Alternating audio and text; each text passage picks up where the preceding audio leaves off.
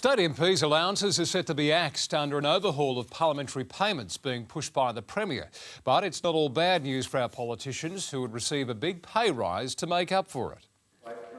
Premier Jay Weatherill wants to overhaul Polly's pay and allowances. Over time, what's happened is that a series of allowances have grown up, which if they looked at in their own independent way, don't pass the community acceptability test. In the wake of recent controversies involving the use of entitlements, MPs' travel allowances, parliamentary committee payments and gold pass travel entitlements for former ministers and premiers are all on the chopping block. If MPs want to claim a deduction for travelling or any other expense now, they'll have to run the gauntlet of making a claim with the tax department. But under the government's plan, the MPs would be compensated with a pay rise. Currently, an MP gets $153,000. Cabinet ministers receive a 75% loading on top of that, while the Premier receives double at just over $300,000. But Nine News has been told there could be a rise of around $25,000 to the base level pay,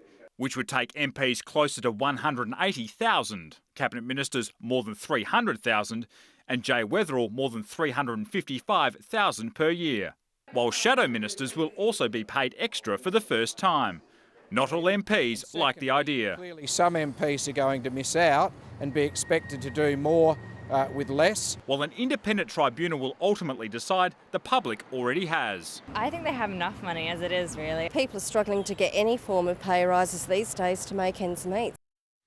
Rory McLaren joins us here in the studio right now. And Rory, how soon could the MPs' pay changes happen? Well, Brenton, as we just heard and as the government is at pains to point out, it's up to an independent tribunal to set any wage increase for our politicians, and that probably won't happen until early next year. But the slashing of those parliamentary allowances will go to Parliament this week, and that has to happen first. These new laws will also impose restrictions on so-called political lobbyists who seek to influence government decisions on behalf of corporate clients.